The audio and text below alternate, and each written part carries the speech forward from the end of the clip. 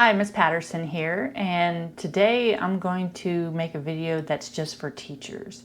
This is going to be a video that's going to help reduce your anxiety of starting this new position. I am changing positions in my district, and it's made me reflect this past month or so on what I need to do. When I first started teaching, I had a lot of anxiety. Like, I thought I knew what I needed to do, but I wanted to make sure I was super prepared for that first day in my classroom with my students. So this is what I decided to make a video on today, was for new teachers. So the best advice I can give to help reduce your anxiety is to get with your mentor.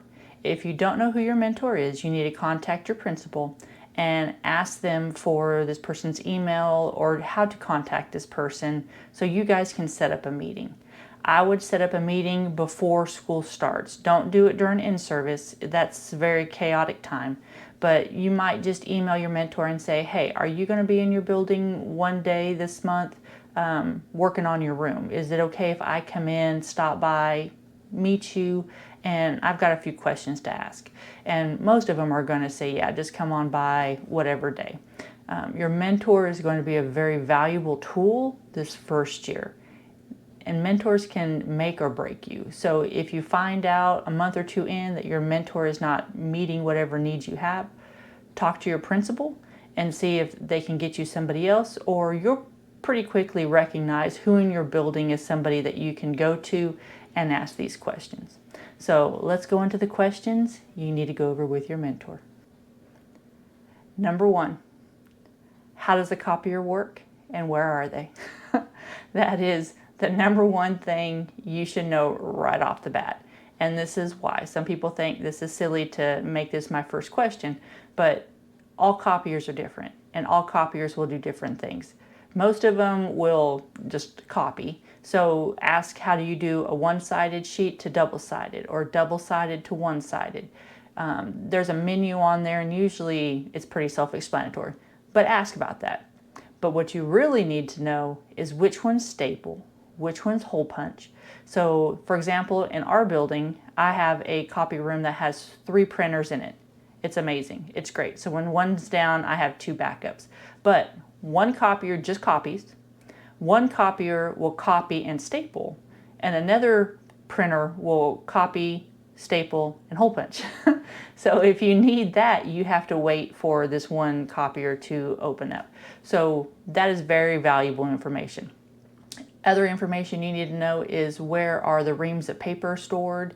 If you run out of paper, if the copier jams, who do you talk to? Most of the time it's the secretary. If you need bars of toner, like all these things, these are questions you need to ask about the copier. And my word of advice is copiers sense fear and they don't like to be rushed. So if you are in a hurry and you forgot to print off 100 copies and it's 5 minutes before the bell, that is when the copier is going to jam. It's never going to jam when you think, all right, it's Thursday and I have a sub on Tuesday and I'm just going to go ahead and make my copy so I'm ahead of the game. That's not when the copier jams. The copier jams 2 minutes before the bell rings and you only have 3 copies of 100. That is when it's going to go down. So another question might be, if you have one copier, where are your backup copiers at? It might be in a different building, it might be in a different room. Those are questions you definitely need to know. The copier. Question number 2, where are your office supplies? Usually they're in the main office by the secretary, but ask where your pencils are. Halfway through the year, students aren't going to have pencils, and so just have a supply of pencils in your room. Sharpie markers, Expo markers, reams of paper, paper pads, red ink. And, all right, this is a little off topic, but I have read some studies where they've talked about teachers using red ink, and students really feel a little anxiety when they see red ink. And they recommend, if you grade papers, use a different color, like green. So I use some green ink and stuff in my grading, just for that. And it really does seem like it's more of a learning grade or a learning correction than it is like a very harsh, like, this is wrong. Other things I would know would be probably batteries. I would know where your tissue boxes are. If your school provides tissue boxes, I would make sure you know where that is. Allergy season, cold season, you will go through a box a week, easy. I would also probably get with the secretary, ask the secretary what you can get from their space. Some are very protective about what's around them, and they don't like you in their boxes or in their room behind them. So I would definitely touch base with the secretary and just ask, hey, I need pens and pencils. Is it okay if I go back there and get it? Just don't assume it's your closet. So some secretaries are pretty cool, but some might be a little bit more cautious of who they let back there. So just a heads up on that. Number 3, how to use your LMS, which is your learning management system. This will be something like Google Classroom, Schoology, Moodle. There are a bunch of different LMSs out there. Planbook's another one. These are systems where you go in as a teacher and you post your weekly schedule, you post assignments, you post links to PowerPoints or videos, but this is a place where you go. You can make your tests and quizzes inside this system. So I would definitely get with your mentor. They will know shortcuts and little avenues that you can navigate through this a lot faster in order to make it more seamless. They may have items in their LMS that they can share with you, and if they can do that, that is a huge perk of this, because then you can use stuff that's already made. Don't rebuild the wheel. The wheel's already made. So use a lot of their resources. That will help you out quite a bit. And in this system, you should be able to do that. So definitely get with your mentor and talk about their LMS and how it can work for you. Number 4, can you observe students' computers on your desktop computer? There are programs that are usually downloaded to the school district, and you can pull up the screens of all your students. So in my classroom, we have Chromebooks, and every student will have a Chromebook on the table, and I can pull up my program and I can see everybody's screen. So this is a really good tool to use. You may not be able to check it and start it till after school is started. They got to get students into the system, but at least start asking about it, how it works. They're usually pretty self-explanatory. They're pretty simple. But a little tip for this is when I am monitoring computers, I usually put it on my smart board in front of the room. I make the images small where you can't see like what people are typing, like if we're doing a test or homework assignment, so they can't like copy answers. But they're able to see the main idea of what's on the screen. So if somebody is now on a different screen, usually somebody in the classroom is catching it, and I might have little Bobby over here saying, Joey, what's that on your screen? What are you doing? And then all of a sudden, like, they're back where they're supposed to be. So students will monitor students with that, and I found like I can get up and monitor and walk around the room, and students will kind of make sure everybody's on the correct website. So that's just a little tip for that. Number 5, lessons. If your mentor is from your department, I would definitely get with them and plan your first month together or your first lesson together. And I would probably use a lot of their resources, kind of teach in tandem with them. They have taught this before. They can give you tips and tricks. They can tell you how to navigate through this, the type of questions students are going to get stuck on. They are the perfect resource for that.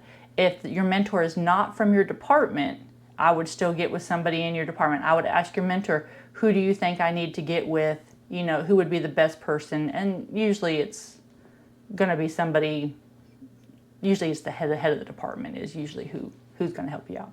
But they're going to be able to come in and guide you in the direction. And then they'll probably give you a bunch of resources for you to use. Now that does not mean you need to teach exactly like them. Make the lesson fit your personality. If you recognize that, hey, I'm not this outgoing, like I can't do all this, or I'm just not understanding the flow of this, that's when you can either one, go and ask to see this teacher teach a lesson, have them model it for you, or just find other techniques that help fit you and your personality and your pacing. And that's just something as a new teacher you're going to develop. You're going to teach things that you recognize it didn't work, and your personality just does not fit that type of teaching. So you need to make sure your lessons work for you so you can teach more effectively. If you do get shared folders like in a cloud, like Google Cloud or something like that, from your mentor or from one of these teachers, do not change or edit anything. Do not delete anything. Do not move anything. Make copies and make sure you put them in your own individual folder.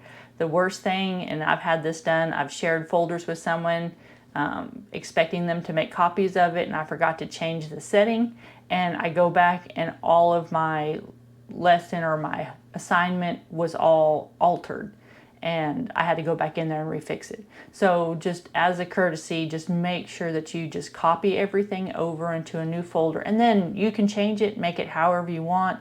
If you need to modify assignments, if you need to make it into, translate it for like ESL students, that's the time to do that. And the last one, number 6, is student procedures. You want to make sure you are consistent and the same as everybody else. So here are some things you need to ask about. How do you transition? How do you transition if you're elementary from art or to recess or to PE or to lunch? How do you transition and do that? If you're high school, how do you do bathroom passes? There are some that are digital bathroom passes. You have to log in and do that. Do they accept paper passes? Do they have to have a board that says bathroom pass on there? How do you do lunches? Do you have one lunch? Do you have 2 lunches? So who goes to first lunch? Who goes to second lunch? Are people allowed in the hallways before school or during lunch? So these are all questions you need to be asking about transitioning with students in class. Another one could be your end of the day procedures. So do students need to stack chairs? Do you need to make sure trash is outside? Do you have recycle bins that need to go out on certain days? Do you have bus duty? How do students get car ride or pickup, bus, walk home? How does all that work? So make sure you have information on end of the day procedures. What is your building's procedure for discipline? When do you contact a parent? How do you contact and when do you contact your principal? Is it easier to text them? Is it easier to call the office? Is it easier to email them? Find out the fastest way. If you have a problem and you need to get a hold of your principal quickly, how do you get them to your room fast? So figure that one out. Contacting parents, ask if there's a procedure for that. Some schools recommend you call, some say an email's fine, some say text messaging. Find out about that. Ask about how students get lunch detention. If you have somebody that continually doesn't turn in homework, what do you do with them?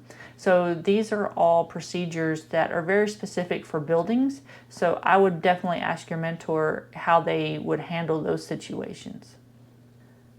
Next, and the last one, what are your procedures for concerns? You have a student that has poor hygiene. You're noticing that their clothes are dirty. Who do you contact? Is it the nurse? Is it the secretary? Do you contact the principal? There are usually certain people that will get involved, the counselor. So find out if you have a situation like that, who's the best person to talk to. If you notice that somebody may be having a very emotional day, you might say, is this a counselor issue? Should I contact the counselor? And what are your procedures for that? How do you get a hold of the counselor? Do you email? Do you text? So find out about that. Those are the big people that you need to ask questions about. What is the counselor's role? What is the nurse's role? The secretary's role? And the principal's role? Find out, and the assistant principal, find out what their roles are in your building and the best way to contact them if certain needs arise. I hope this video helps reduce some of your anxiety on starting your new job as a new teacher. And definitely get with your mentor. Your mentor is going to help you navigate these waters and make you the best teacher you can be. If you guys have any questions, that's who you need to go to. If there's anything that you guys would like to hear from me and you want me to make a video on something else, just put it down in the comments and I will see what I can do for you. Best of luck. Bye. If you like this video, we'd appreciate it if you'd like and subscribe to our channel. Also, hit that notification bell so that you'll be notified when future videos come out. We'll see you guys next time.